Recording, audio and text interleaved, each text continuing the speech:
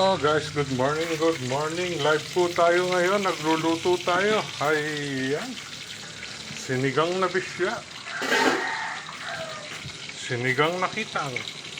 Oh, yummy yummy yan mga lods. Ginamitan natin siya ng Knorr sinigang mix. Sariwang sariwa yan. Namalengke kami ng maaga ni Tito Danny. Sabaw pa lang. Yummy na. Sa kabila, nagpipirito pa rin tayo ng bangus. Ayan, shoutout po sa inyong lahat. Kanina ang lindol sa Pilipinas, kung saan part. Ready na ba kayo? Siyempre, dapat nakaprepare na ang mga go bag. Alam nyo naman kung ano ang laman ng go bag.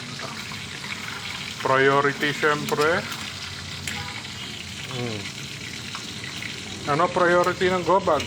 Siyempre, food supplies, tubig, number one importante, tubig, food supplies, medicines, canned goods, battery.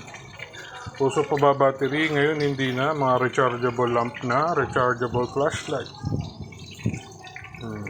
rechargeable radio, cellphone, power bank, importante yan.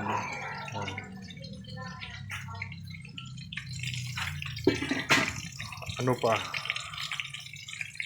Siyempre, mga survival kit. Pagka nagkasukat, gasaban, modest, condom.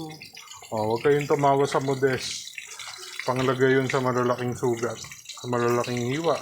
Ang condom naman, pwedeng waterproof sa cellphone. Pwedeng lagyan ng tubig. And everything, i-search nyo lang. Siyempre, ilagay nyo rin ang inyong mga mahalagang papel. Kung pwede, iscan nyo, ilagay nyo sa USB. Marriage certificate, titulo ng lupa't bahay, sasakyan. Yung mga importanteng papel, birth certificate, marriage certificate, and everything. Ayan na, malapit na siyang maluto. Good morning everyone. Ingat po tayong lahat.